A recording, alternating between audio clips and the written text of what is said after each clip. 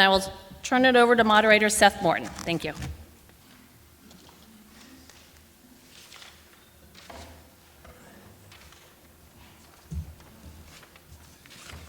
Thank you, Krista.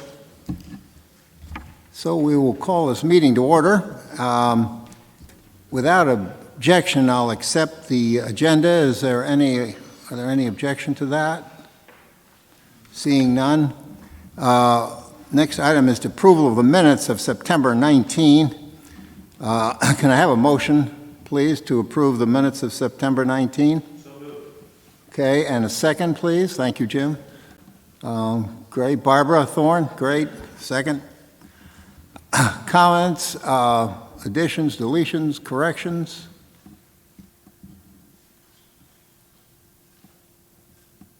Looks like we're ready to vote. All those in favor say aye, please. Aye. Opposed? I hear none. Abstentions, you can give them to Krista later. Next is announcements. I just had a couple of things. I thought I'd just go over the calendar with you. This is the last meeting for a business meeting for this year before the election. On November 14, we have the annual meeting of the RTM, and then the moderators elected, district chairs, the Rules Committee.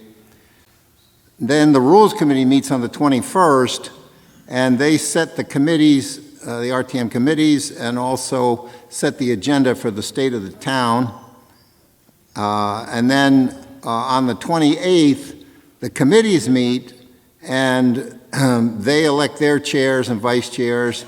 And this year, they will also have the opportunity at that time, and they may meet other times. I see that Jack Davis is out organizing, because we will have business at the state of the town. And then on the 5th of December, the State of the Town meeting, we will have two items, funding of security officers, school security officers for the Board of Education, and then Hindley Holmes Royal funding as well. So that gives you an idea of sort of what the calendar looks like going forward.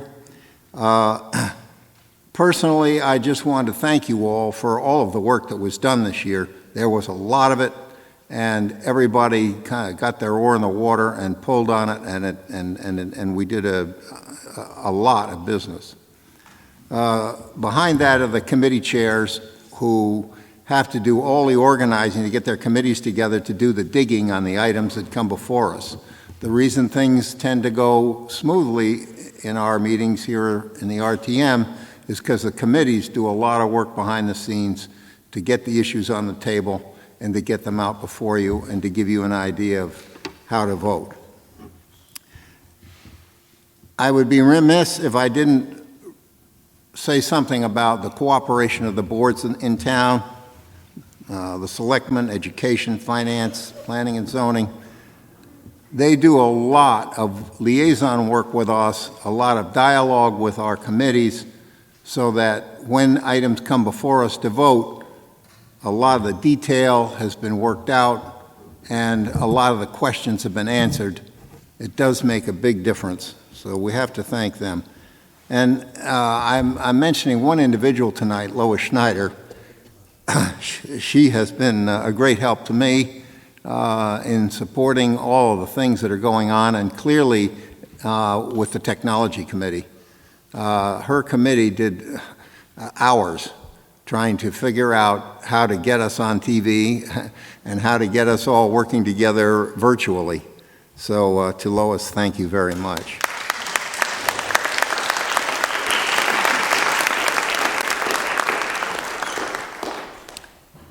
So the first item on the agenda is 22-25, appropriation of $169,530 for the plan, design, and renovation of the Hanson Road Bridge.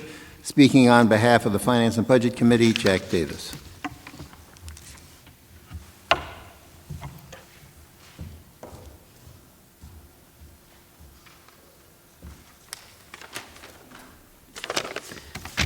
Thank you, Seth. I'm Jack Davis, District 3, Chair of the Finance and Budget Committee. I move Resolution 22-25 to appropriate $169,530 for the design services related to the replacement of the Hanson Road Bridge and authorizing the issuance of bonds and notes in the amount of $169,530 to meet said appropriation. Do I have a second? Second. Thank you. Jim Cameron. If there's no objections, I will waive the reading of the resolution. The RTM Finance and Budget Report will be covering solely the accounting financial aspects of this resolution. The RTM Public Works Committee report will provide greater detail. The full amount of this appropriation is solely for design work. The project did not require competitive bidding, but 2 firms were asked to submit bids. Public Works will cover again the work to be accomplished. As noted in the resolution, the Board of Finance approved the funding of this project on September 20th, 2022, authorizing the initial funding coming from the Reserve Fund for Capital Non-Recurring Expenses Contingency Account. Upon the Board of Selectmen approval, the work could therefore be initiated. This allowed the work to start approximately 20 days earlier than if the Board of Finance had not used their contingency funds and they waited for this meeting on the RTM, because after we would vote on it if approved, there's 14 days before the appropriation could actually be used. This way, as they met on October 3rd, the Board of Selectmen, it was immediately available funds. However, this resolution then accomplishes 2 things. First, it authorizes the bonding for the design work. The second, it's going to replenish that contingency account in the Reserve Fund for Capital Non-Recurring Expenditures for the full amount allocated to this project in September. So the $169 that we vote on tonight goes back into that account. On the first item, this is the design. We expect the repair to this bridge might be in excess of $1 million. It is also anticipated that the bonding resolution that we're passing tonight, if it's approved, will be adjusted once the actual repair amount is known and agreed to by both the Board of Selectmen, Board of Finance, and then us. The current Reserve Fund for Capital Non-Recurring contingency is approximately $96,000. That's extra, moving in about $120,000 from closed accounts. Upon approval of this bonding resolution, the reserve contingency will return to a bit over $265,000. That's not a lot, but it does give some wiggle room here. An estimate of the annual cost for principal and interest is approximately $12,000 per year, using current rates at the time that I got this number and on a 20-year bonding. Since I got this number, I will tell you the Fed continued their increase to fight whatever they're fighting. The Finance and Budget Committee voted to approve this resolution, 7 in favor, 1 abstention, and recommends the same to the full RTM. The abstention was work-related. But before I sign off for the year, I want to thank 2 F&B members who are not here tonight for their contribution over the years and many years of service to the town and the committee. James Howe, who's been a member of the RTM for 22 years, and Martha Banks, who was on the Board of Finance and on the RTM. Both will not be reopened, and I personally wanted to state that myself and the F&B team will miss them both. Thank you.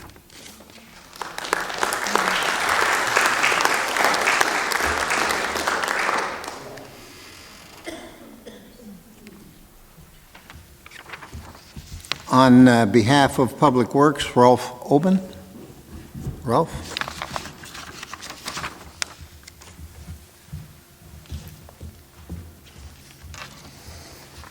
Thank you, Seth. Good evening. Rolf Oben, Public Works Committee Chair. Much of what I'm about to report comes from letters or statements given to the Board of Selectmen by the Town of Darien Director of Public Works, Ed Gentile, during a meeting held on September 12th. This information is noteworthy insofar as it leads an understanding towards the infrastructure issue the town currently faces and may face again in the future with 23 other small bridges and culverts. Ed submitted a special transfer request of $169,530 for engineering design services required for the replacement of the Hanson Road Bridge, which spans Stony Brook, was last inspected in 2016 and built in 1936. The need for this transfer started when a Public Works employee noticed a sinkhole beside the bridge. Upon further inspection, it was observed that the northwest abutment had serious cracking along the joints.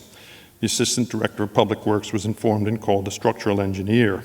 The engineer conducted an inspection analysis and found that along with a 7-foot deep scour hole, the northwest corner sustained foundation and footing settlement. It was suspected and now confirmed from as-built plans that the bridge was constructed without piles, which led to the settling of the footing and abutment. Together, the engineer and Darien Department of Public Works developed a scheme to protect the area.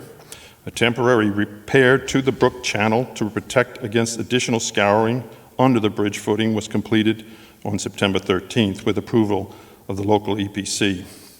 Barricades and cones have been placed along the north side of the bridge, along with a 1-inch thick, 20-foot steel plate to prevent vehicular traffic from passing over the area where the deficiency is noted.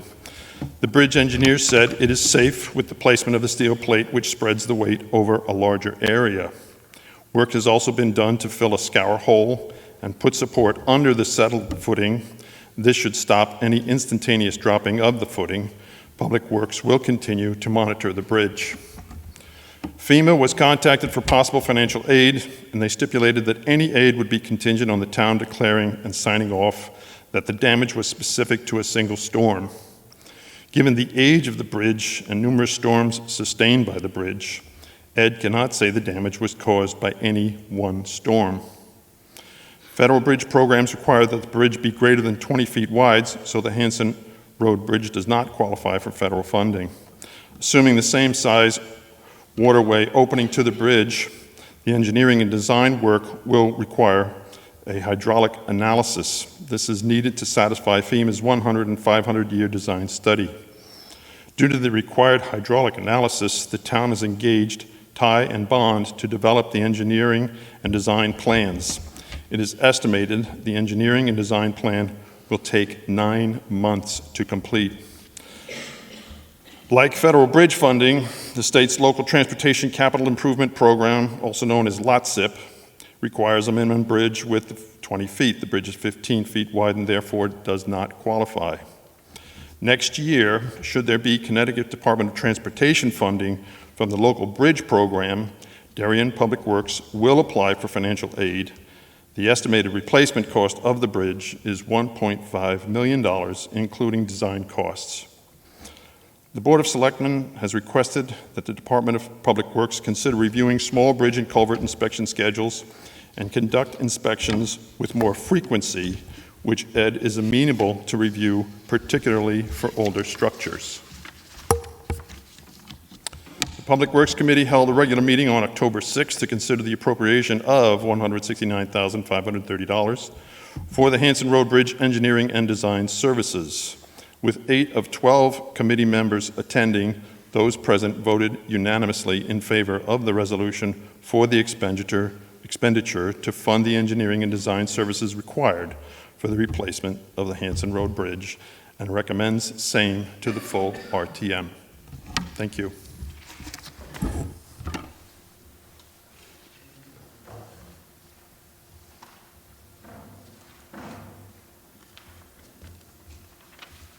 Thank you, Rolf. Are there any other committees that wish to report? Seeing none. Any town officials?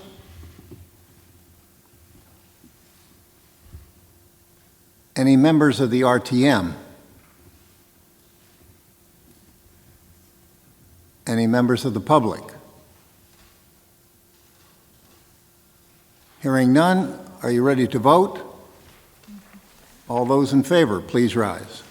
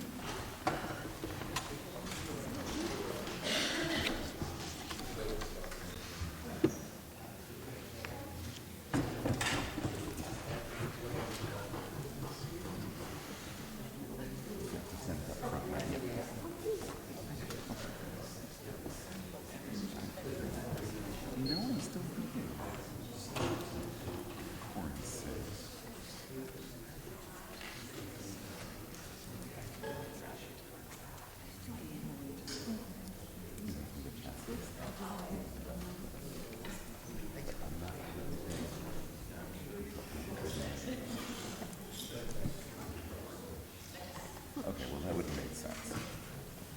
But now I'm getting it. I forgot to ask for no votes. I saw everybody get up, I didn't need abstentions. There you go.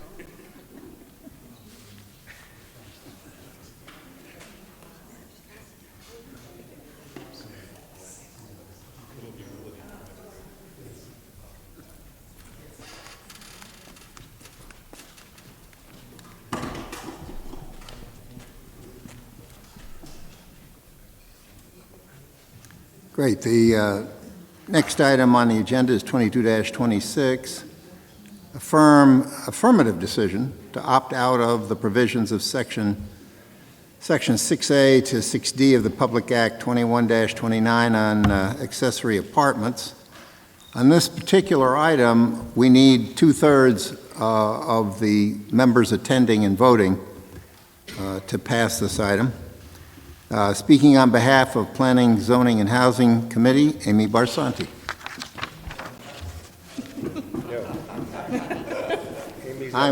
He's next.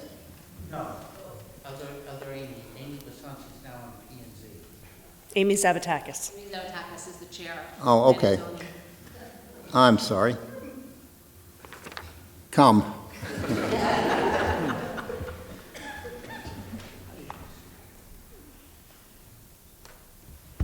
Hi, I am, as has been established, Amy Zavatakis.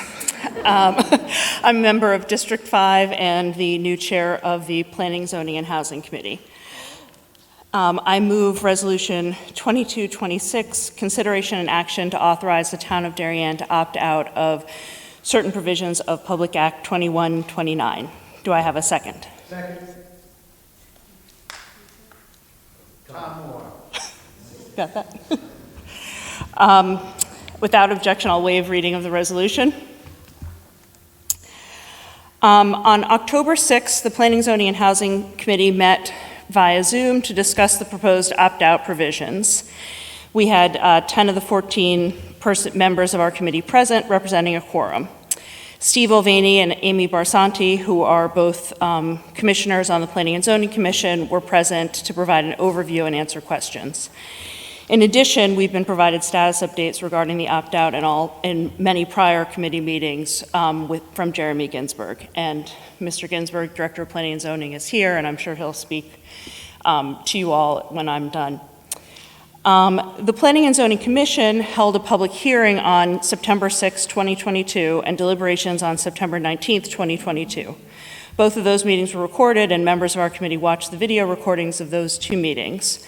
And on September 19, 2022, the Commission declared its affirmative decision to opt out of the provisions of Section 6A to D of Public Act 2129 concerning accessory apartments. The Planning and Zoning Commission spent considerable effort analyzing the existing town regulations regarding accessory apartments and the unique circumstances that make the blanket regulations in the state statute inappropriate for the town. At the Committee's October 6th meeting, our group was able to pose questions to Commissioners Ovani and Barsanti, and the committee agreed with the Commission's decision to opt out of the state's required standards for the reasons that are discussed in the Planning and Zoning Resolution. Namely, the provisions of the state regulations do not provide a way for the town to protect historic structures in town. The state statute would void existing regulations regarding accessory dwelling units that we already have in town. The requirements of the State Act do not require on-site parking, and many of our Darien roads do not have space for on-street parking, and in particular, in the winter, almost all streets do not allow any on-street parking. We're also limited with respect to the amount of sewage that can be added to the sanitary sewer system, as our sewage is all shipped by agreement to Stamford. The proposed regulations don't include an opportunity for public hearings on proposed new accessory dwelling units. This is a problem since you can't have public comment and to discuss some of the issues that we've already been raised. The proposed state regulations do not require correction of nonconformities, which could result in accessory dwelling units in existing nonconforming structures on lots where those structures are extremely close to property lines. Currently, if you want to do something in an accessory structure, you're generally required to make it a conforming structure. It is felt that the proposed regulations would result in overcrowding, with every lot in town being now eligible for an accessory apartment. And the proposed state regulations, like I said, are blanket regulations and would take away the ability for the commission to draft town-specific regulations which address the needs of the town and are appropriate for the various different lots that we have in town and the different zones. The committee believes that well-vetted and thoughtfully deliberated accessory dwelling unit standards enacted by the Town of Darien Planning and Zoning Commission is the best option for the Town of Darien. We're encouraged to hear from Commissioners Ovani and Barsanti that the Commission is currently working on regulations, and we will continue to follow that work in the committee. Our committee voted unanimously in favor of the opt-out resolution and recommend the same to the full RTM. I would like to add that the vote that we are taking here as an RTM is a yes or no on the opt-out, and as was noted, does require a 2/3 vote. We are not here today to discuss accessory dwelling units or proposed regulations. There will be a public hearing before any new regulations are enacted by the Planning and Zoning Commission, and anyone here or any members of the public who are interested in those new regulations is very much encouraged to participate in that process before the Commission. Thank you.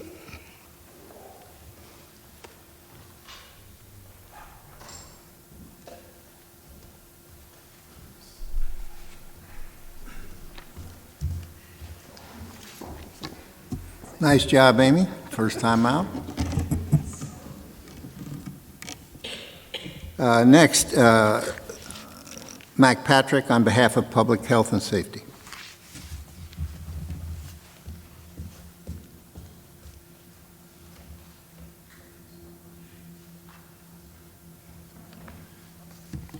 Hi, I'm Mac Patrick. I chair District 5, and I'm also chair of Public Health and Safety.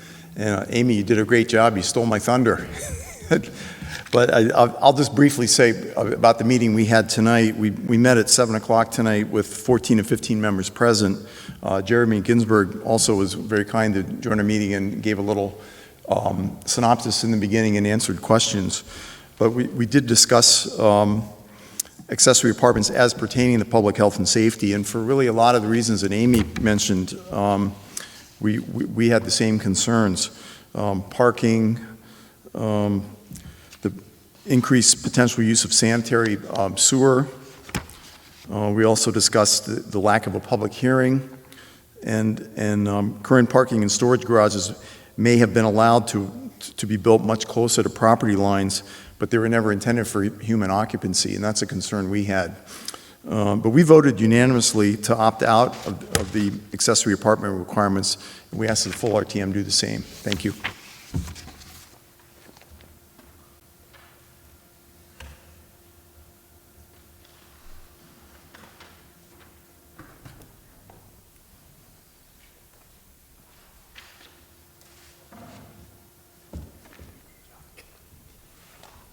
Thank you, Mac.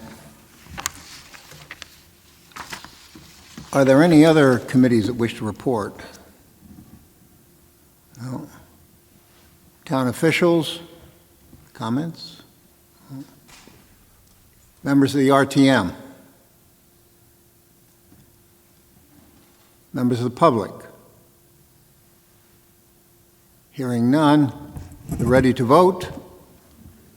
Those in favor, please rise.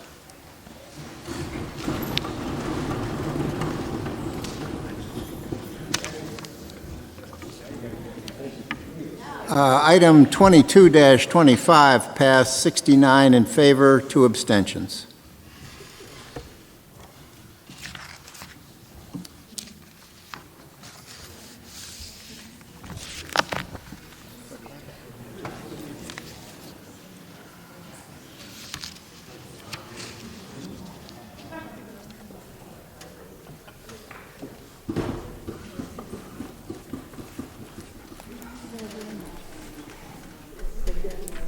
No votes, please.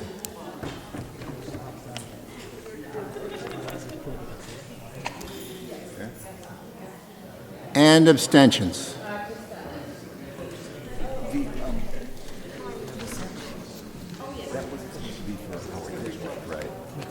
noticed that. I was like, yeah, I'm like, I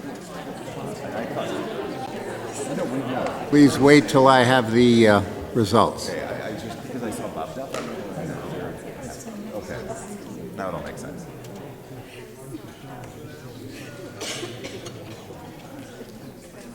Thank you.